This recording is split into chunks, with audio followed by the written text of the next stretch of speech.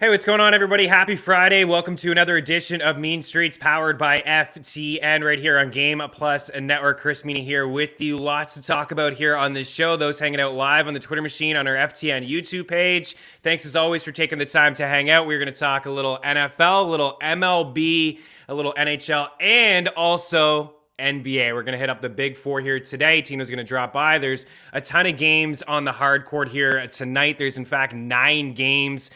We will talk a little Phoenix Suns and Golden State Warriors. All the Suns have done is won 18 straight games.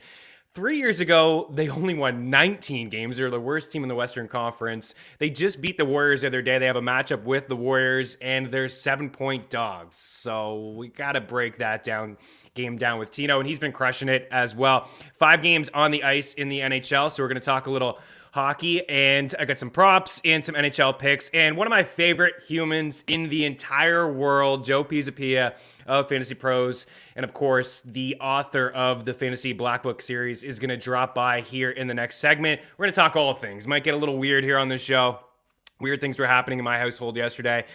We are going to talk a little bit about baseball, of course. His Mets, just maybe get his thoughts on some of the moves. Of course, we know that baseball is officially in strike mode, unfortunately. But that's all right. It's going to come back. And we got the Fantasy Black Book Baseball Edition 2022 launching pretty soon. So I want to give the opportunity for Joe to talk about that book, taking part in myself with a couple chapters, and it's a star-studded field. So we'll talk about that and also look ahead to Week 13.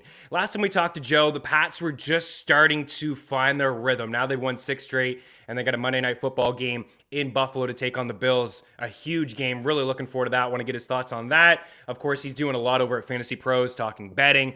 He's talking DFS. So we'll get his thoughts on everything NFL related and a little MLB as well. So Joe is hanging by, Joe Pisapia 17. George and Tino hanging in the chat. Love it, guys. It's Labatt Friday. We have some parlays. You know, again, George, I can't get this guy a correct parlay. I just can't do it. Yesterday, 4 for 5 on the shot props. Rupe Hintz really crushed us. He killed us. What did we have yesterday? I'm just looking at the board here off to the side. Ryan Hartman hit again. He's hit in every single game but 4 this season. I think 19 of 23. Nazem Kadri did it again yesterday. Actually, we went 3 for 5. We went 3 for 5. So that wasn't a great day, really, in terms of shot props. It's not good enough. Sebastian Aho didn't get it done. Carolina really burned us yesterday. We had him on the puck line. They dominated the game against the Sens, but Forsberg was stellar between the pipes. Jonathan Huberdeau hit his. I mean, the Panthers, right? We're seeing some success in the FTN Discord channel of like some same game parlays. Now, again, we talked about this yesterday. Not included in those same game parlays just yet is shot props, but soon I think that they will be available. And when the Panthers are on the schedule, we'll just take Bennett point shot prop, Huberdeau point shot prop, Ekblad, everybody from Florida, and then them to score more than 4 goals. Like, they're just phenomenal. They put up a 7 spot last night on the Sabres, and they spotted them a couple goals too. They were down 2-0 early in that game. The picks, straight up picks, were okay. I mentioned we didn't get Carolina. We did get the parlay with Dallas, Minnesota, and Calgary. That was about plus 330. Got the under in the Calgary game and the Stars, and didn't get the under in the Tampa Bay and St. Louis game. That was 1-1 headed into the third, and there was like 4 or 5 goals in that third period. If you're looking to be part of the FTN fam, I'm going to plug this one more time. Actually, I may plug it all the time. Why not? It's a great deal. FTN at TV gives you 15% off all packages. Look at Dak. He escaped last night with a victory. I didn't think he looked all that good, but you know, Taysom Hill loves to throw interceptions, so the Cowboys got it done last night. All picks, all sports, right there for you. $49.99 per month. Get the premium Discord channel, exclusive tools, the player prop model, NFL HQ with a ton of tools, and what I think is pretty cool as well. I mean, yeah, obviously you get all the picks, and we keep track of everything over at FTNBets.com, but the Discord channel is pretty significant. I think that's a pretty solid piece to what we offer over at FTN. So it was an okay day in the NHL. Tino's been killing it for the basketball picks. So we got three or four picks towards the end of this show, and then some NFL picks that I like. No props here. It's still early on a Friday. Going to rapid fire through some news and some injury items before we bring on Pisapia, but that's just been the kind of norm here over the past couple weeks on a Friday. You know, coming at you semi-early here, 12 Eastern, watching on Game Plus, you know, at 2 Eastern. right? 1 Eastern. I should know this. It's 1 Eastern. It's 2 my time. I'm in my own little time zone, in my own little world where I'm ahead of everybody, mostly in North America, except for those in Newfie. But yeah, it's last night's game. I do want to talk about last night's game. I think we'll save it for Pisapia, but from the prop standpoint, there just really isn't a whole lot that I love right now. So subscribe to our FTN YouTube page. If you're watching here, smash that like button. You got any questions, start or sit, we're here to address them. Certainly Joe over the next couple of segments could answer a lot of those questions as well. But from a prop standpoint, there's really nothing that I love, so I didn't want to give it to you just today. But I will, if you're subscribed to that YouTube channel, it's free. I will have a prop video up this weekend, and of course, we'll have the Sunday morning betting show with Elliott Chris and Matthew Friedman. We'll run through our favorite prop, spread, and total, and that is a free show to check out on Sundays as well. So do have some picks, some spreads, some totals, a teaser, and a parlay too at like 4 or 5 to 1. It's nothing too crazy. You're not getting too crazy here. There's a lot of favorites on the board, but we will try to seek some upsets as well. All right, we'll take a quick break. We'll bring in Joe Pisapia. We'll talk a little bit about last night. We'll talk some baseball, and we will look ahead to Week 13. I'll run through some of the injuries with him, too. Nothing super significant. I suppose I could just do it right now. It's Daniel Jones who's out. DeAndre Swift is out. I think the biggest one is just we'll monitor what's happening with the Rams. They're 13-point favorites against Jacksonville. OBJ, his status is really up in the air. He hasn't practiced all week due to a hip, a back injury. He dealt with that last time we saw the Rams on the football field as well. And Darrell Henderson hasn't practiced all week. So we talked earlier in the week, make sure Sony Michel is rostered. I mean, he'd be in a really good spot against the Jags, favored by 2 touchdowns, really. I think that LA finds their way to get, their rhythm going again. Jacksonville just hasn't done anything offensively all year, so they'll be capped on offense. Even if the Rams do struggle offensively, they should do enough to get by the Jags. And then Van Jefferson. Van Jefferson was one of those drop players a couple weeks ago, fresh off a season high 9 targets and 93 yards and a touchdown last week as well. So that's the big kind of news. Jordan Howard, Boston Scott not practicing. Miles Sanders, it looks like he's going to play as well. All right, we'll take a break. We'll bring in Joe Pisapia. Keep your lock. Mean Streets continues here on Game Plus Network.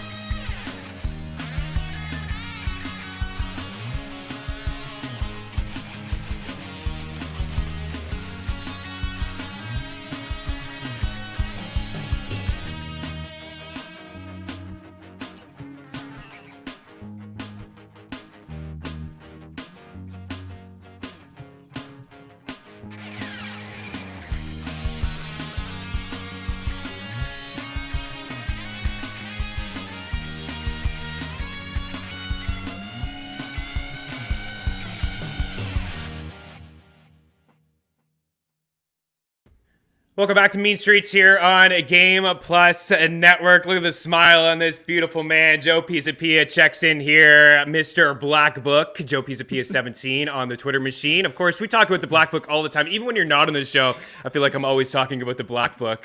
Phenomenal stuff as always, sir. And welcome into the show. The host of many shows, Pisapia, keeping busy these days. Many shows. It's nice to be on a show where I'm not hosting, I can tell you that much. But I'm just happy you're here in one piece. I heard about the squirrel incident yesterday in your house. We've all had those kind of moments at one point or another, whether it be a bird, a squirrel, or something else. I'm just glad you're here and you live to tell the tale about it, my friend. That's all. Listen, I wasn't even going to bring it up yesterday, and I'm like, you know what? It's kind of a funny story. Maybe I'll tweet about it. It happened between shows. Yesterday with Eric Young, we were doing the hockey show, Dangle Betselli, having a blast with EY. And then I hear this racket in the other room downstairs. Like, what is happening? Like, usually my 2 dogs are upstairs chilling. One of my dogs has basically 10% eyesight, so he doesn't move all day. Like, he's up there chilling. And the other guy is like, sometimes he gets into stuff. So I'm thinking of this racket, like, what is happening in that other room? And as I walked out there, no word of a lie, I see this squirrel run across the couch. Up on, we have, in the basement, there's, drywall sticking out, and it's about 4 feet high. He's running across, there. I got like picture frames because I'm still new to the house and I'm a little picky on where I want to put some pictures up downstairs in the basement. So he's running across pictures, and we just put up our tree, but we didn't decorate. And then he jumps into the tree. Honestly, it scared the crap out of me. I was so startled. Christmas Vacation that he went into the tree. I was going to ask. That's amazing. Right. That he went into the tree, and then immediately I just shut the door, went back into the room, did the second show. Thought I was going to bring it up in the show, and was like, I'm not even going to bring this up. It's kind of embarrassing. I'm not going to do it. And then after the mean streets yesterday, I hear the racket again. No. he's hanging out in the tree. So anyways, he got into the storage room. I kind of we have basically almost like a barn door, house door. My house is almost like an old Yeah, barn. I've seen the pictures. Yeah, yeah, you've seen pictures, and we have like the it's kind of like a would it be a horse door? It just kind of slides. Yeah, across. the barn slides. Yeah, huh? The barn. So I just put him in there. He was in there, and I let him go, and I put the couch in there, and that was it. Deanna comes home. Where is he? Oh my goodness, I love him. I want him. I want to keep him. It's like, man, proceed with caution. Don't go in there. And when she went in the storage room, he was just sitting kind of trapped into a box, and she just covered the box and brought him up the road. Aww. But man, a wild day. But it did remind me of Christmas Vacation. Very much so. My favorite. So it's, like I said, I'm just glad you're here in one piece, buddy. It's a very traumatic event. To just you saved Christmas and you saved the squirrel. That's very good. Thank God she was home to get rid of it for you. yeah, making it seem like she just like picked it up with her bare hands. I like, know, oh, she I barely. didn't make it seem like that. But you know what? I like that story. Chance. The legend will grow of her and the squirrel. Chance. Yeah. So how are you, man? Black Book coming out soon. Let's talk about that. Yeah, there it is. Look, fancy new cover. Ooh, look at that. Oh, man. But yeah, it's a great group. Again, it's you. It's Paul Sporer, two of my boys from Fantasy Pros. I got Mike Mayer and Brendan Tuma working on it. Casey Bubba, our good buddy and pal. The Welsh, my ITL brother. I mean, it's a great group of people working on it. Aaron Pags is working on it. Of course, Eric Cross, who works for Fantrax, who does the most amazing prospect write-ups. If you play Dynasty, it's a must-have for sure. But yeah, man, we are looking at a couple weeks. December 15th is a target for release on Amazon. And the 18th in the Black Book series, if you can believe it, buddy. We have 18th Black Book between baseball. Well, 18th edition between baseball and football. But it's been 11 years now of doing the book, so it's been a wild ride, man. Let me tell you. And dude, it's been like #1 selling in I feel like 90% of those years too, right? Yeah, it has. It's been one of those things where we were kind of first in that space when there was really nothing out there on Amazon for fantasy sports, and then it just kind of grew. And then once you could do paperback versions, and they started publishing actual hard copies where you could hold it in your hand, it just kind of really took off about 5-6 years ago. But, in the book, too, I actually just finished the introduction where I'm encouraging people, too, who have been a little disenfranchised with baseball and fantasy baseball the last few years, or they say, well, it's too long of a season, it's too this, it's too that. I said, look, we got to evolve along with the sport. And I actually wrote a little piece about our league that you're in, my home league, which I call the hybrid, which is a combination of playing season-long but head-to-head points every week, where you play everybody every week in the league. The best overall team regular season gets a reward for being the best record. And then you chop out of the 16, you chop half the teams. You take those 8 best teams, you put them in the playoffs, 2 weeks at a clip. You start after the extended week of the All-Star break. After you extend that week out, you go right into playoffs. And then you're done by Labor Day. You have a champion. Everybody can focus on their football and everything else. To me, with everybody getting shut down in September, with, people complaining about, I never understood, why is a stolen base worth the same as a home run as a category? Why is a save, which is 3 outs, worth as much as a 5-inning win? It's dumb. We need to start to reevaluate. It is. We need to start to reevaluate what fantasy baseball is and make it more palatable for the casual fantasy fan to get involved in season long and enjoy it in a different way, because it is not the same game it was 10 years ago when we started. In fact, I just tweeted something today where if you go back in 2010, right, 44 guys threw 200 innings. Last year, there were 4. 4. That's it. And if you go back and say, oh, well, it's a weird year because of COVID in 2020, well, guess what? The 2 years previously, there was 15 and 12 in 2019 and 2018. So the game has changed. Stolen bases have dropped off precipitously too. You had a bunch of guys stealing 30 bags. Now you have a dozen or so. So we have to evolve and understand that it's okay to break tradition. Tradition's great, and baseball has more than most. But it's also important to evolve our fantasy life around the fantasy evolution and real evolution of the game itself. Yeah, you're absolutely right. I saw that tweet. I was going to bring it up with you on this show, right? And ask you how when you do this book every year and you do the intro and you take a look at pictures and things like that, you really have seen a change over the past couple of years, and I think you do a great job. Everybody inside the book does a great job of adapting. That's my favorite league, honestly. And I've tried to tell people that I play fantasy football with, like, this is kind of the way we should do things as well. I mean, I agree. Right? Do you play any fantasy football leagues? Do you play any leagues like that? No, I don't know why we don't, but it feels like this hybrid, and I'm introducing it this year in baseball because I feel like, after 4 years of this league we've been doing together, and it's you, me, John McKechnie from RotoWire, like, it's got some industry people in it and some really sharp players in it. And then on top of it, it's an auction, and on top of that, it's a keeper league. But you're absolutely right. Now that it's kind of proof of concept happened, I think it's time to look at football and say, okay, similar issues are happening at football. The running back position is not what it used to be in terms of carries, in terms of injuries and workload and all those things we've seen. We see running back by committee, right? We've seen all these evolutions of the game, and people complain on a weekly basis. Well, I was the second highest scorer and I lost to this team that was number one.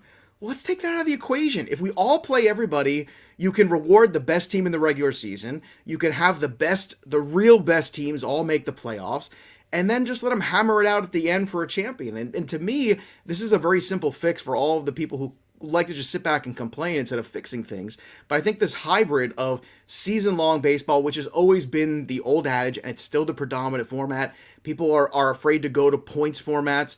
To me, you have a points format that's good. You weigh everything, and that's exactly what baseball is. So why wouldn't you weigh it? Weigh everything appropriately. Have a better base to play fantasy baseball, but then also let's make it more competitive. Let's make sure that every week you're trying to get the best lineup out there you can, as if you were playing just one other team, because that is engaging to the owner. It engages them on the waiver wires. When you're playing that season-long roto, you just sit back and you're waiting, and you're like, well, I can go take a 0 this week from this guy because I don't want to make this roster move. You can't do that in this other format, and I think that's something that people need to start opening their minds up a little bit, I think. It's just a fair platform, and I've been pushing this for the past couple of years because of this league we're talking about here. I just think it's amazing. And for the NFL, one of my buddies who runs the league, I mean, he's like, no, I don't want to do it. But this year, he's in 11th place out of 12 owners. He has the second most fantasy points. He's got 2 wins, and he's given up the most fantasy points against. So now he's starting to come around a little bit. Oh, yeah. I'm on the wrong end of it. I got more fantasy points than 90% of the league here. I should be making the playoffs, and he's not going to make the playoffs. He's not even going to come close to making the playoffs, and he could come last, and that's just a little bit of some unluckiness right there. I want to continue with some baseball stuff. I want to get your thoughts on the Mets, but I did third baseman. I was talking to Cross. You mentioned Cross. I wanted to get his thoughts on Devers. I want to get your thoughts on Devers, because part of the book with each position, you break it down, right? Elite, solid options, maybe some red flags, some up and coming. Rafael Devers, is he elite to you? Should he be in the Jose Ramirez elite section, or is he just outside of that section? Because, man, third base was tough. Like, it's top heavy. After the first 10, it's, they all kind of feel the same. You mentioned speed. Mondesi brings it. Ramirez brings it. But there's not a lot of other guys like Machado, double-digit stolen bases. Like, that's probably doable for him. But Devers is really going to give you 5 stolen bases. But, man, I think he's an elite hitter. Oh, well, he's definitely an elite hitter as far as I'm concerned. He's been an elite hitter for years. When he came up, you remember a few years ago in that shortened little spurt that he had, he just, crushed. And then the following year was disappointing, which is that normal rookie-sophomore adjustment. And I had zero faith. In fact, I was buying shares in every keeper league I was in of Rafael Devers during the dip that I possibly could, because I watched him play in the minor leagues and I know how good he was. So I had zero concerns. And to me, he is an elite player. Now, the problem is, and from a fantasy perspective, right, he doesn't give you a lot of stolen bases and things like that. But look, he plays in a great ballpark. It's a good division to hit in for the most part. Very favorable, ballpark factors and things like that, which is something you and I always historically like to talk about. But yeah, to me, Devers is an elite hitter, and I think it's important to value that and kind of, once again, take that fantasy element out of it just a little bit and look at the bigger picture of the player, because he's an elite player. Elite players are worth investing in for many reasons, because you also know that elite players sometimes will have those monster seasons. And Devers is one of those guys that could come away with a Triple Crown-esque season at some point in his career. He's that good, but at the same time, yeah, he doesn't tick all the boxes you think. Well, like you said, Machado steals more bases, but nobody's stealing bases anymore. So let's not Right. grade him on that curve that doesn't exist, because that curve is dead and buried. Like, there's a finite number of guys, there's a dozen guys with stolen bases, and hopefully you get one of them if you're playing in 5x5 roto or 6x6 or whatever it is at this point. That to me is your approach with Devers. You still make a big investment because you know exactly where he's in the lineup, exactly what kind of hitter he is, and you don't worry about those other things. You find them elsewhere. He is a great investment, and that's what makes him elite.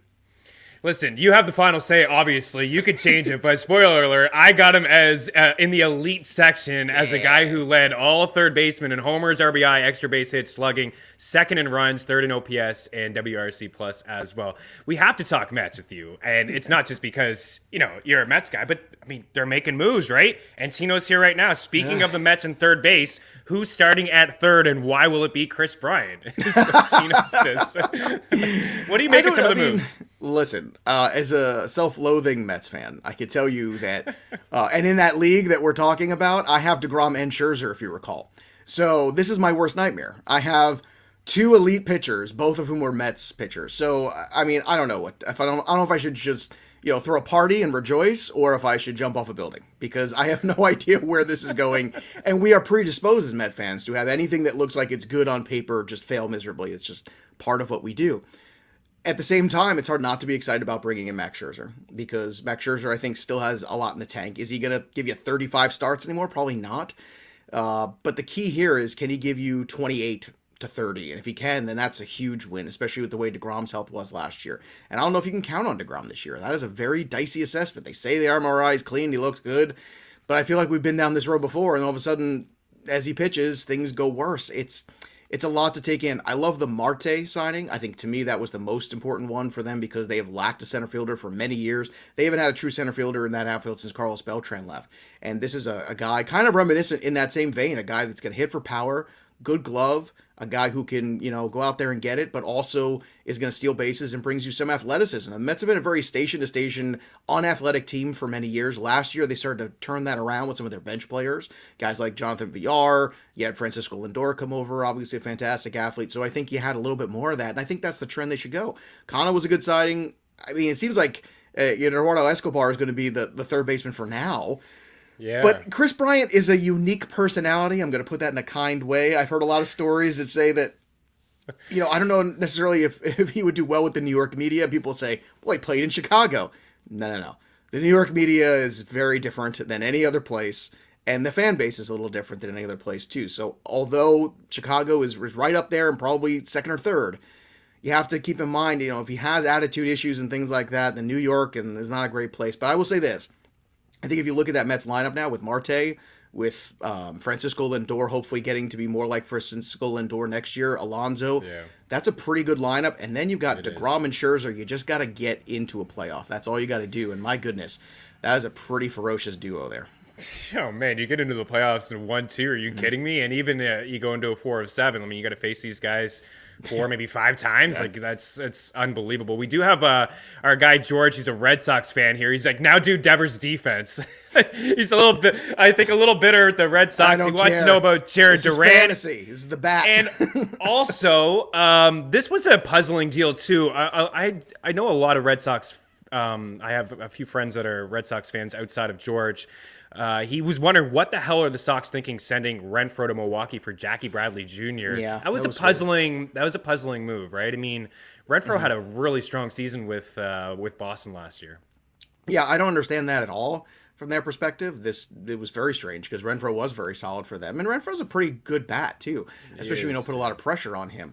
But that was a puzzling move. I would also say it's puzzling for the Texas Rangers to spend $500 million on two guys who have had collectively, 4 good seasons. 102 games last Well, season. everybody smells blood in the water with the Astros now. That's the thing. Yeah. It's like they see Correa gone. They see, like they watch all these pieces. Garrett Cole leaves after a couple years. Yeah. Like, you're starting to lose these pieces. They're starting to get older, right? You're starting to wonder, is there an opportunity here?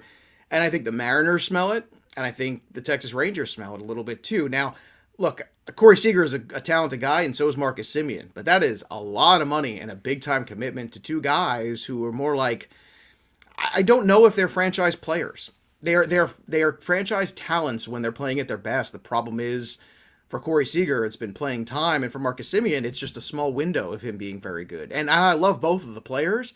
I was very much on Marcus Semien a couple years ago, actually last year too. In the beginning of the year when he struggled, everybody forgot about his bad April, and I said bye everywhere. Yeah. And you know what? If you did, you got an MVP caliber talent. But it's a lot of money flying around, and it's just absurd to me that they couldn't work out a CBA and had to deal with this PR nightmare once again for themselves with all this money flying around. It just makes no sense to me how idiotic they can all be, both sides, to sit there and not be proactive, knowing this day was going to come. It just makes no sense to me. I know. It's just like all planned out too with the team's websites and taking the player picture profiles off. It's just like, it's disgusting. Really, it does bother me. George says Texas Yankees. Yeah.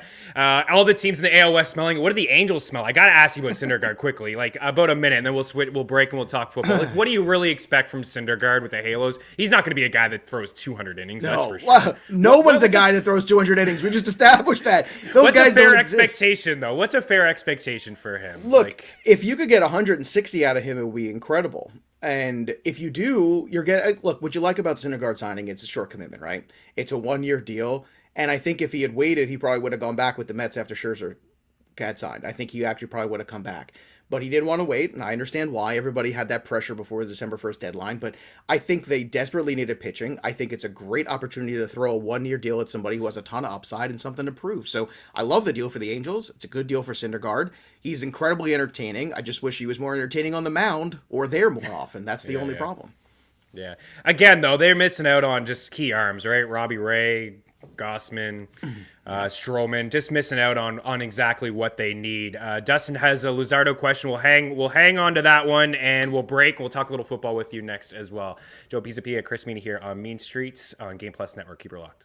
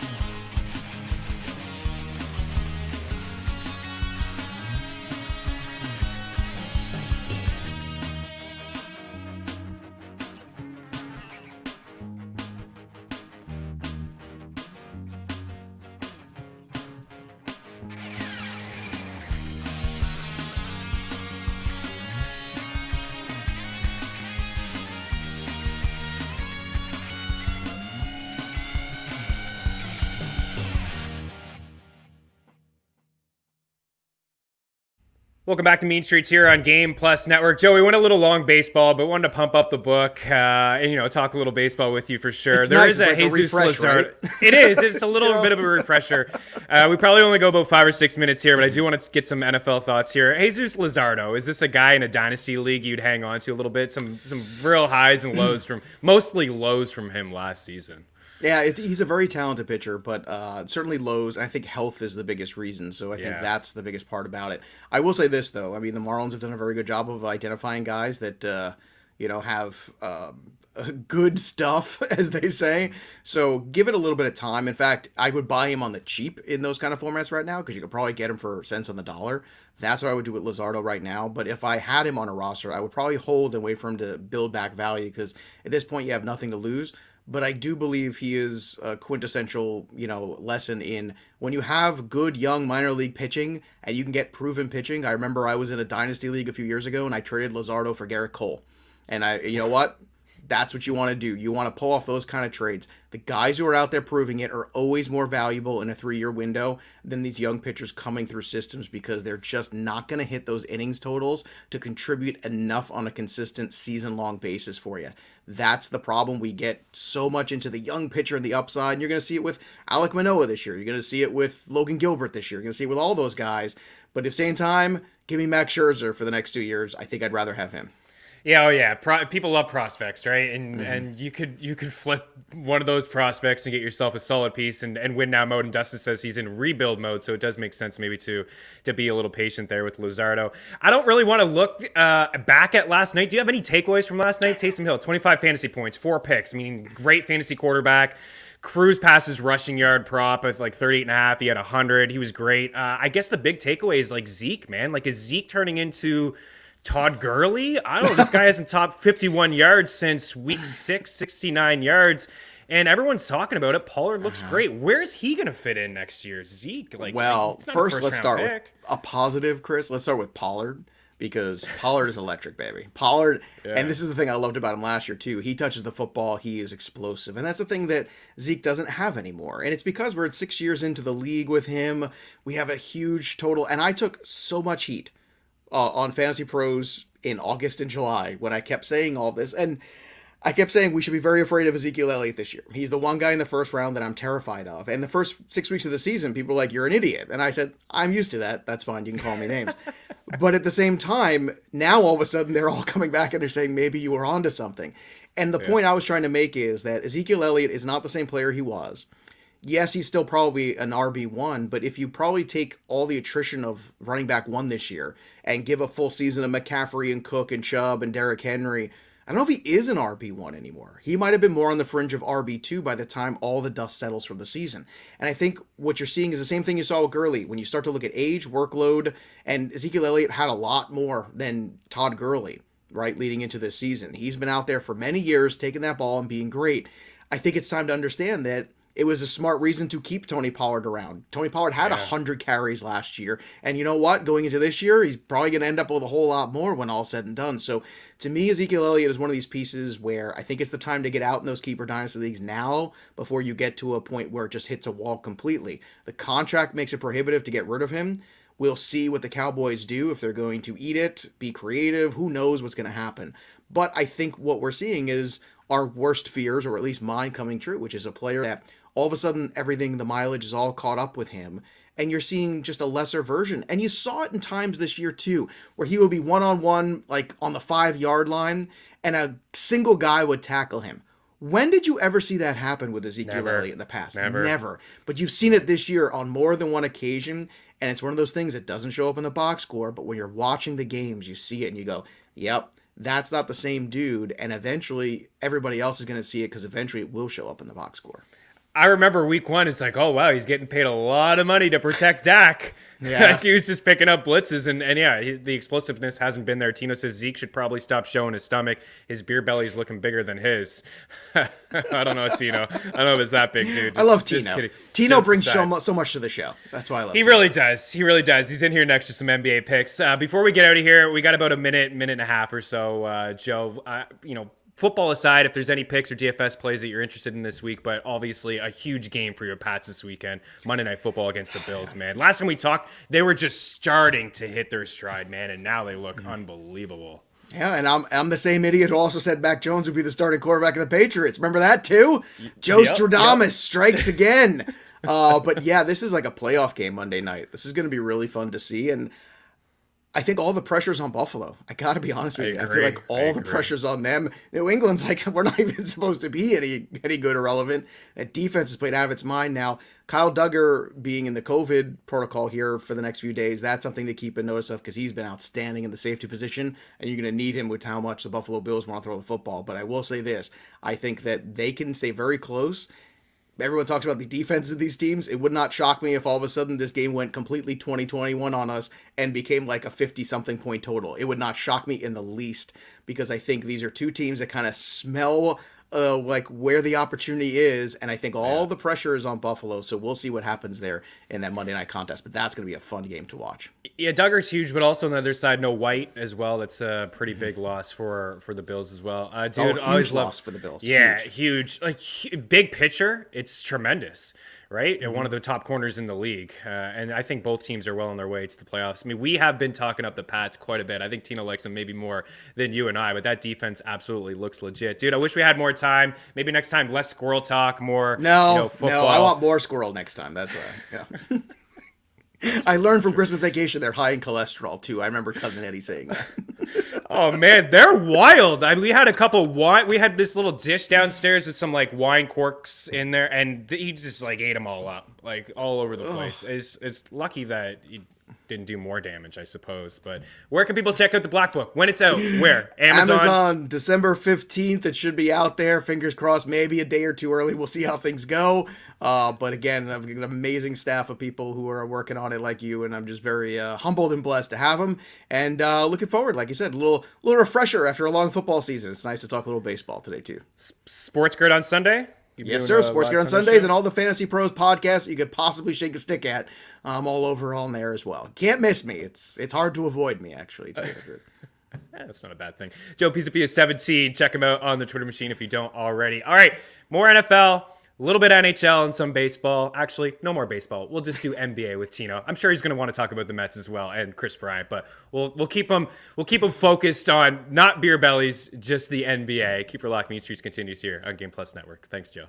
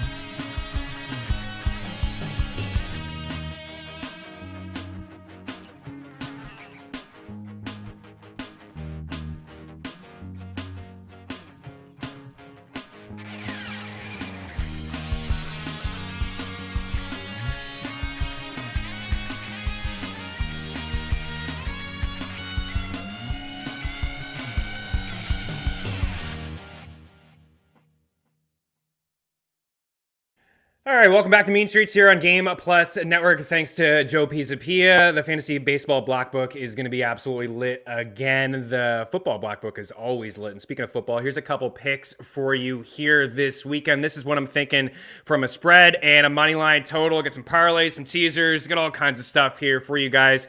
So I bet San Fran on Monday, lock that in 2 units to win by 2. I think this is a team that's going to win by a field goal here. I know it's a division matchup against Seattle, but what have the Seahawks shown us over the past couple weeks? Absolutely nothing. Russell Wilson doesn't look himself. Shane Waldron came out and said today that they want to give the ball to DK Metcalf a little bit more. Yeah, obviously, I think you should give the ball to DK Metcalf a little bit more, but I think San Fran rolls here, and even without Debo, I think that they do enough. I mean, the defense is playing really, really good as well, and you just see I'm on the under because I just don't have a lot of confidence in this Seattle team. And what did they do over the past week? They signed Adrian Peterson. What are you guys doing in Seattle? It's unbelievable. The Rams, this is, kind of a chalky pick at 12.5, but I do think that they do enough offensively. And unfortunately, I've watched Jacksonville all year long because I got a lot of shares of James Robinson. Marvin Jones is an absolute sit this week. He's going to be locked up with Jalen Ramsey. This offense is not great in Jacksonville. And I know the Rams are going through some stuff, but I'm probably going to get a defensive score. I can't see Jacksonville scoring more than 10 points. Maybe a get-right spot back for, Matthew Stafford, even without OBJ. Cooper Kupp is going to be able to light them up. Even without Darrell Henderson, I think they'll have success running the football if it is with Sony Michel. I was trying to think of like a plus money spread here, and honestly, I do like a lot of favorites, which is a little odd for me. I think I can get behind maybe Detroit plus 7, but I do like Denver plus 9.5. KC just doesn't cover. They just don't cover. And Denver has played them close. I know that they haven't had a lot of success winning against Patrick Mahomes. I don't think they've won at all against Mahomes, but this is a pretty big spread. The Denver defense is still playing pretty solid, even without Von Miller. Offensively, they don't have a lot to offer, but they play to a very slow pace. They run the football. You saw that last week against the Chargers, and you can run on KC, even though their defense has been a lot better lately. On the money line, I like them Bengals. I mean, you're better off if you feel comfortable with the Bengals to win by 3. You take them on the spread against the Chargers, but I do believe that will be a really tight game. I think it comes to a lot of Chargers games just seem to come down to like the last play of the game. So I'm just going to take Cincinnati on the money line at home. I like the way that they're playing football. BLT, a little hungry here for Baltimore. The Steelers aren't doing anything either. They're not showing us anything.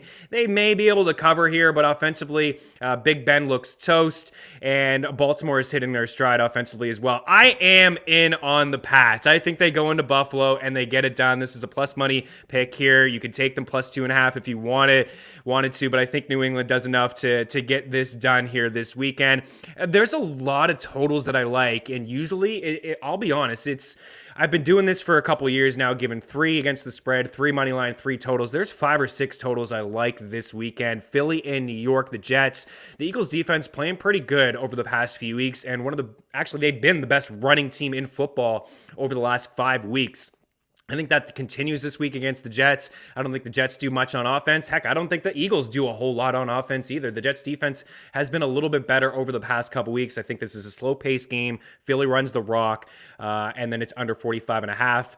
And then the Chargers and Cincy game, I think we'll see both teams, creep up to the 30-point mark. I teased it down here with the teaser over 45 points, but I do feel comfortable with the 50.5. And for this teaser here, Arizona to beat Chicago by 2, Philly to win by 2, the Rams to win by a touchdown, San Fran not to lose by 3, Baltimore really just to win the game, and then that over 45 plus 550 there. And then the parlay, these are a lot of favorites in here: Baltimore, Indy over Houston, Philly over the Jets, and then San Fran over Seattle, and then KC to win that game. Again, there are a few totals that I like. I don't think we'll see a lot of points between the Giants and Miami. We know that Daniel Jones is not going to play in that game. I think we could see a lot of points between Washington and Las Vegas, and then I don't think we'll see a lot of points between Baltimore and Pittsburgh. The Steelers' offense, as I talked about, have struggled lately, but both defenses decent. The Steelers not as great defensively as early on in the season and in years past, but also Baltimore, a team that likes to run the football, and I think they will have success running the football. So maybe a little bit of a slower pace, but man, the Steelers don't look good, and it's all Big Ben. It's not a good environment going on right now in Pittsburgh. Chase Claypool told Tomlin he would like for the team to play music in practice. And did you guys hear Tomlin's response? He was like, Chase Claypool is a wide receiver and I'm the head coach. He should just worry about running routes, basically. I'm paraphrasing that last part, but he shouldn't be worried about music in practice. So there's a bit of a disconnect going on in Pittsburgh right now. We got some hockey picks and some NBA picks here. Mean Streets continues on Game Plus Network.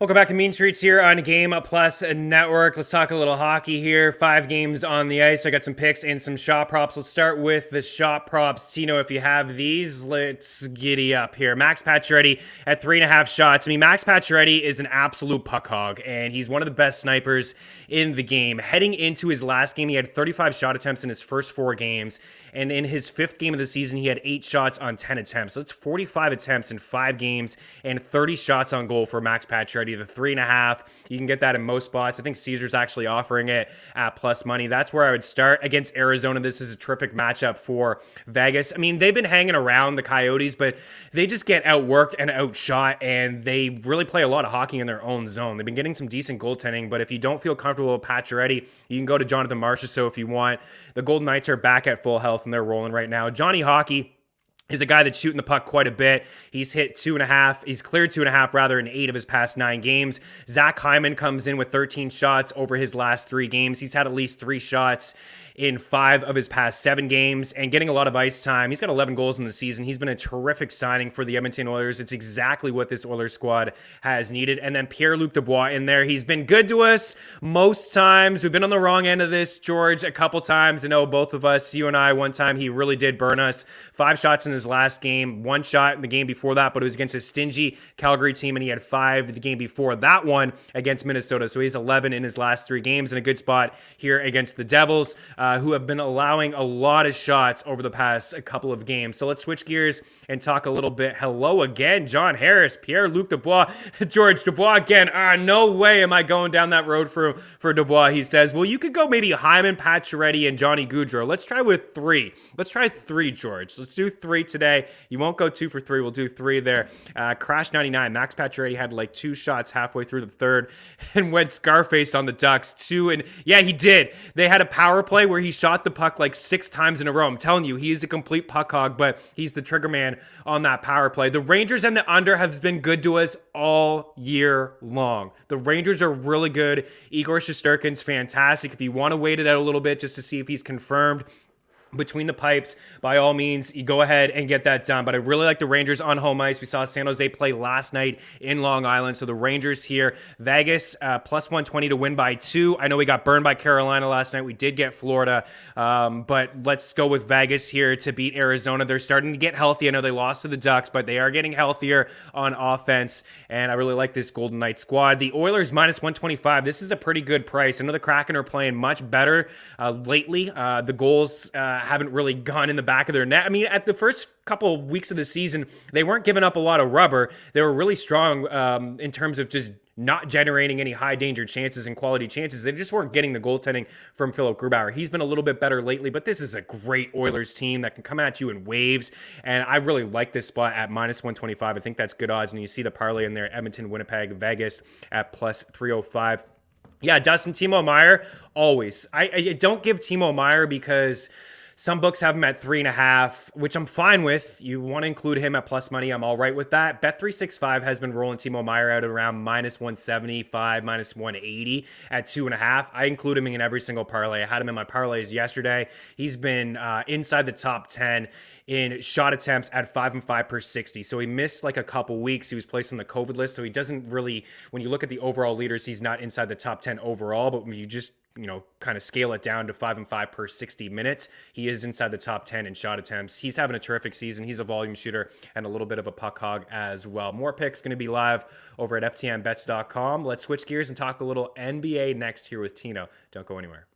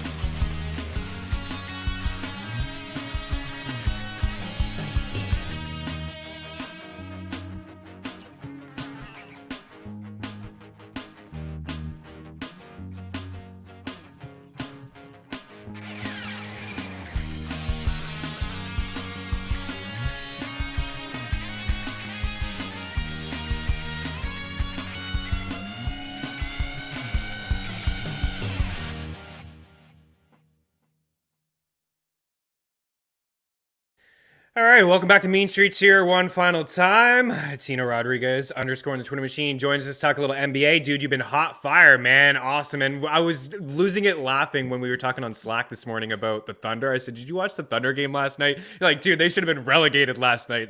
At least I have like 1,000 first round picks for the next couple of years, right? That's good. I guess that's one way to justify it. Also, speaking of, solid. Normally it's audio issues. Now we just have some fumbles during live air here. Speaking of, I actually Squirrel think over. you know what? Speaking of the squirrels, I think I saw one behind your shoulder before. There he is. There he is with the Labats. You never George know. They're does it always again. wondering.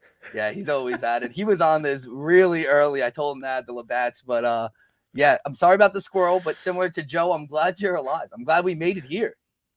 Kalachi had Thunder plus 70. He says, yeah, I'm glad I'm here too. Fumbling phones here, getting my timer ready. Let's not waste too much time. We got about 3 minutes here to give some picks. Yeah, but I didn't want to talk about squirrels. I'm super embarrassed. I still don't know how the hell that thing got in yesterday. Hopefully I don't see any more. So the biggest thing today is like what I talked about off the top, man. The Warriors and the Suns. Yeah. How are the Suns here like 7-point dogs for a team that's won 18 straight? I'm sure the Warriors are going to have a little bit of adjustment period here. But man, this Phoenix team is playing unbelievable. Well, look, if there's any team to beat the Suns, right, and end this skid, it's probably the Warriors. But these teams played 2 days ago when Devin Booker got hurt. Got hurt early in that game, and they finished out. They actually came back and ended up winning that game and controlled most of it. So I really don't understand the 7. I guess home field kind of plays into it. But the Suns are incredible on the road. They're like 9-1. I know the Warriors are great at home. So, yeah, could we see them finally lose? Sure. But if you think the Suns aren't going to keep this close, I mean, DeAndre Ayton had his way the last time they played. So 7 points, it's just way too much. I mentioned in the comments before, it's kind of disrespectful for a team that's won 18 games in a row. Don't really think you should be giving 7 points to a team. So we'll look at these picks here. 5-1 in the last 2 days, Meanie. So we are doing pretty good. The Bucks killed us. We were on it. I smelled the rat line in the 4. They actually lost by 4 against the Raptors. Giannis was a late scratch to that game. So we took the L there, but we called the Spurs, upset. And we're going to try to keep that rolling. So obviously the Suns 8 on the cover. So I mentioned he did well. Thanks to George. He probably will not do well today. I love you, George. I'm just kidding. But we got the Lakers money line. The line is only about 1 or 2, depending where you look. And then we're going to go Sixers money line here. The line is also about 1 or 2. So those are the 3 best matchups. The Sixers are going to be on the road here against the Hawks. This is a line I don't really get. Sixers at full strength. I know they're a better team at home. Last time they played the Hawks at home, they were full strength. Both teams were, and they almost beat them by 30. So I don't really understand that. I know the Hawks have been playing better. They've won 4 of the last 5. The Sixers have lost 3 of the last 5, but similar to that Boston game, I think it's going to be really close. And I think the Sixers could pull it out. If you want to take the 2, just in case it's a 1-point game like the last one they played, then go ahead in the Sixers against the Celtics. And then the Lakers, LeBron is back, and the Clippers stink. I don't know why this line is the way it is. Fishy. Other than if it wasn't for the Lakers' struggles, this line would not be this close. And it honestly speaks volumes because, again, the Clippers are not a very good team at all. All of their games lately have not been close. The Lakers are going to get LeBron back for this game. Now, AD is questionable. I think he's like probable with a finger injury, whatever it is. Doesn't matter. That doesn't matter, I don't think either. Yeah. LeBron is back. Battle of Staples Center. Give me the Lakers at home. They're just a better team, and they got to win this game. So those are our 3. And are you rocking a Raiders hoodie? Are you on the Raiders this weekend? For the Vegas Raiders? The Vegas Raiders? Baby, my buddy's been a fan since Oakland. He actually left us at my house, but I like it. I think I gotta be. I told you I like the over. And shout out, lucky FTN subscriber is going to that game. I know we mentioned That's it. right. But it's going to be an exciting one. I think it's going to be well worth the price of admission and the price of the package there. So Vegas, exciting. baby. George 8 and 4 personal fouls in the first 4 minutes tonight, and then we will know that the curse is absolutely real. We got to get out of here. But did you see who was on that MLB signing board that he made this week? It was Scherzer. Scherzer was on the board. You'll be fine. You'll be fine. Thanks, Tino, for hanging out. The picks have been red hot for Tino. Have a great weekend. A shout out to Joe Pisapia as well. Again, FTN YouTube page. We'll have some props, a video for you to check out for free as well. Have a great weekend. We'll talk to you on Monday. Cheers.